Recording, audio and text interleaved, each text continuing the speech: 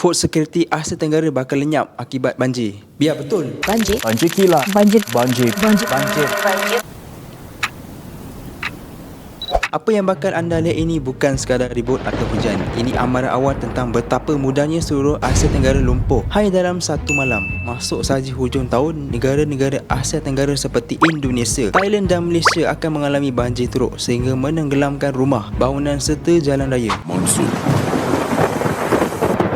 Monsun timur laut yang berlaku pada musim ini menjadi punca utama menyebabkan hujan lebat, air berterusan dan paras air meningkat dengan cepat. Negara-negara Asia Tenggara secara keseluruhan terjejas dengan impak berbeza bergantung kepada corak geografi dan sektor ekonomi setiap negara. Namun, pernahkah kita terfikir apakah implikasi sebenar sekiranya banjir besar ini menenggelamkan seluruh Asia Tenggara? Bayangkan satu ketika nanti banjir besar melanda semua negara serantau secara serentak. Air deras menenggelamkan kampung, memusnahkan ladang dan mengubah kehidupan jutaan manusia dalam sekelip mata.